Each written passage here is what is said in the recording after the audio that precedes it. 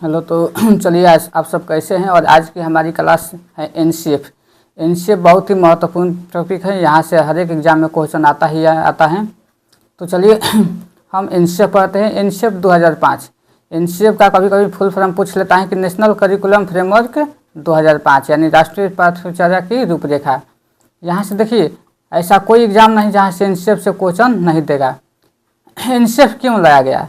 NCF जो है ये मतलब राष्ट्रीय पाठ्यचर्या की रूपरेखा 2005 एक ऐसा दस्तावेज है जिसमें ऐसे विषय पर चर्चा की गई कि बालकों को क्या और किस प्रकार पढ़ाया जाना चाहिए।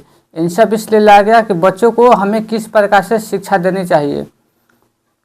उसके बाद हैं इसके कुछ मार्गदर्शक, कुछ सिद्धांत हैं एनसीएफ। जैसे हमें अगर कोई भी क्वेश्चन को हम जब देखेंगे, यानी हमारा जो 75 मार्क्स का जो कैटेगरी होता है ना, उसमें यही सबसे क्वेश्चन को हम अपना सॉल्व कर सकते हैं। और बोल रहा है कि जो हमारा ज्ञान है, ज्ञान को स्कूल के बाहरी जीवन से जोड़ना चाहिए। हाँ, जो भी नॉलेज है, यानी बच्चे का जो भी ज्ञान है, उसको स्कूल के बाहरी जीवन से जोड़ा जाना चाहिए।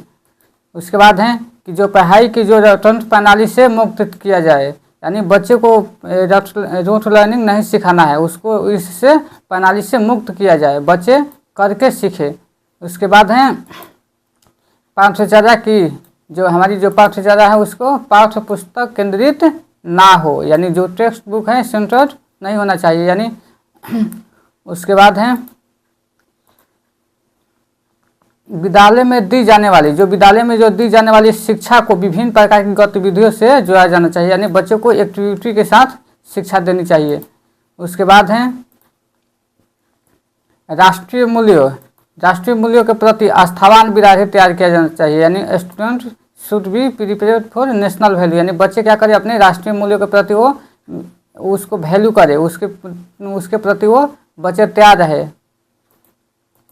उसके बाद है राष्ट्रीय पाठ्यचर्या की रूपरेखा 2005 के प्रमुख सुझाव, कुछ सुझाव दिए गए हैं। ये हैं, इससे पहला है कि बालक सक्रिय, यानी जो चाइल्ड रहे क्या है वो एक्टिव रहना चाहिए, बालक को हमेशा सक्रिय रहना चाहिए और वह स्वयं से जाने और सीखे और नई नई चीज़ों को आजमाए, जो तो करे, गलतियाँ करे और स्वयं सुधार करे। उसके बाद सीखना है वो सक्रिय, जो उसकी लर्निंग है एक्टिव, यानी सीखना सक्रिय हो। सामाजिक गतिविधि, यानी वो सोशल गतिविधि है, यानी बच्चे खुद से करके सीखेंगे तो वो बेहतर तरीके से सीख सकते हैं। और बच्चे क्या होते हैं, बच्चे सक्रिय रहने चाहिए। इस तरीके से हमें बच्चों के लिए शिक्षा देनी है। उसके बाद और देखिए हमारा एक प्रैक्टिस क्वेश्चन हुआ है मोटिवेशन एंड लर्निंग की, और वहाँ से आप लोग उसको 30 क्वेश्चन हैं और 30 क्वेश्चन में आप लोग उस क्लास को अटेंड कीजिए और उसमें कमेंट कीजिए कि आपके 30 में से कितने सही हुए।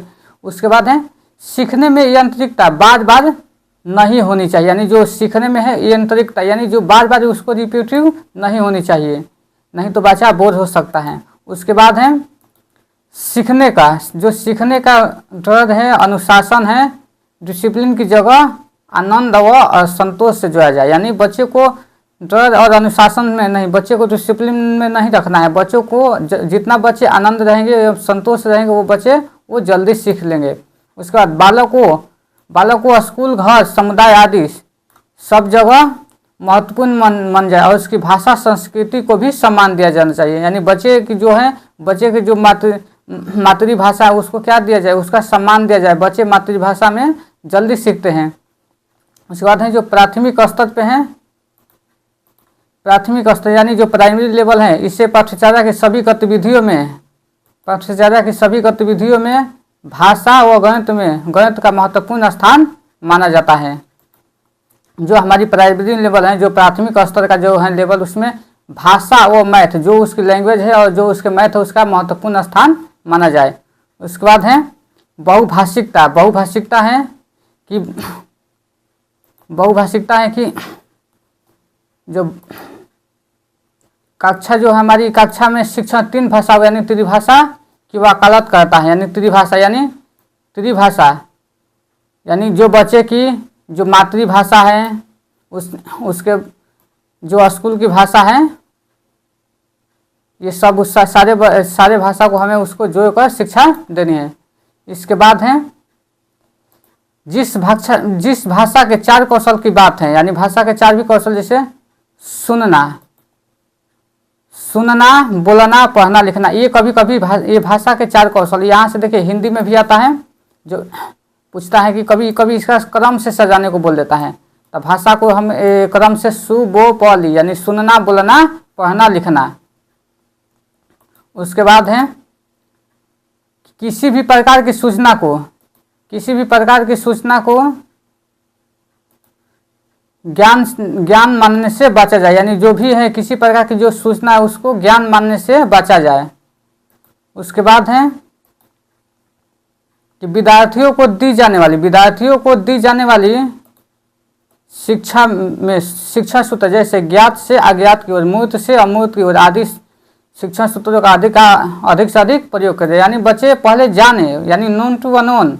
उसके बाद कंक्रीट से अब्स्ट्रैक्ट, यानी जो बच्चे पहले मूर्त यानी वस्तुओं को छू सके, टच कर सके, फील कर सके, यानी उसके बाद वो अमूर्त चीज़ों के बारे में, जो चीज़ें नहीं है उसके बारे में वो उसको अधिक से अधिक प्रयोग किया जाना चाहिए। पहले बच्चे जाने, उसके बाद फिर हमारा है कि साझा व पुरस्कार की भावना।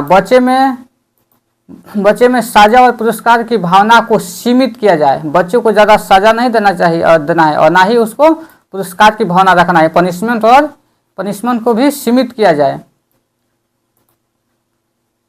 उसके बाद है सह शैक्षिक गतिविधियों में बच्चों के अभिभावकों को भी जोड़ा जाए, यानी जो बच्चे की जो भी सह शैक्षिक गतिविधि है उसमें क्या किया जाए, उसमें बच्चों के अभिभावकों को भी जोड़ा जाए। और विशाल पाठ्यक्रम में मोटी किताबें शिक्षा प्रणाली की असफलता का प्रतीक हैं। मूल्यों के प्रति उपदेश को देकर नहीं, वातावरण देकर स्थापित किया जाए। और पुस्तकालय लाइब्रेरी में बच्चों को स्वयं पुस्तक चुनने का अवसर दे। जहाँ पे बच्चा खुद को स्वयं को चुनने का अवसर दिया जाए वो हमारा ऑप्शन बहुत महत्वपूर्ण है। और उसी पे बच्चे जहाँ पे अवसर बच्चे के लिए है बहुत सीखने का, और बच्चे स्वयं यानी बच्चे खुद करके सीखे, वो हमारा आंसर सही है। उसके बाद है कि शिक्षक, यानी इसके बाद सांस्कृतिक कार्यक्रम में मनोरंजन के स्थान पर सौंदर्य बोध यानी एस्थेटिक सेंस को बढ़ावा देना चाहिए, सौंदर्य बोध को। और शिक्षकों को अकादमिक संसाधन व नवाचार आदि समय पर पहुंचाया जाए। और समुदाय जो कम्युनिटी को मानवीय संसाधन के रूप में प्रयुक्त होने का अवसर दें।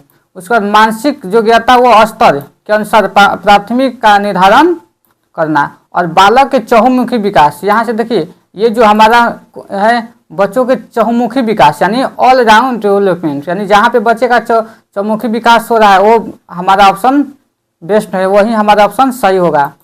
उसके बाद है सभी विद्यार्थियों के समावेशी वातावरण। समावेशी वातावरण के मतलब यानी बच्चे क्या करें, बच्चे एक दूसरे के ग्रुप यानी समान शिक्षा, कौन सी बच्चा किस कैटेगरी का है, हमें बच्चे को समान शिक्षा देना है, यानी इंक्लूसिव एनवायरनमेंट यानी समावेशी वातावरण देना है।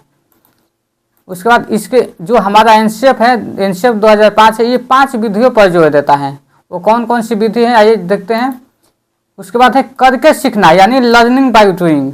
बच्चे करके जल्दी सीखते हैं, और जहाँ पे करके सीखना बच्चे जहाँ पे एक्टिव रहे वहाँ पे बच्चे जल्दी सीखेंगे, और वो हमारा ऑप्शन सही होगा। ये सब देखना है क्वेश्चन में। उसके बाद निरीक्षण विधि यानी इंस्पेक्शन मेथड। उसके बाद परीक्षण विधि टेस्ट मेथड। उसके बाद सामूहिक विधि यानी कलेक्टिव लॉ। उसके बाद मिश्रित विधि यानी उसके बाद मिक्स्ड मेथड। उसके बाद है जो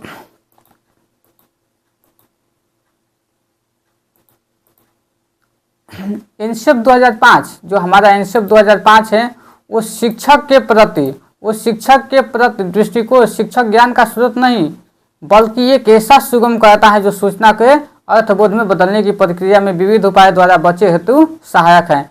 यहाँ पे देखिए शिक्षक क्या है, शिक्षक एक सुगम करता है यानी फैसिलिटेटर है। कितना बार एग्जाम में क्वेश्चन आ चुका है कि शिक्षक क्या होता है, तो शिक्षक होता है फैसिलिटेटर यानी सुगम करता। और आज की हमारी जो है क्लास समाप्त होती है, और इसके बाद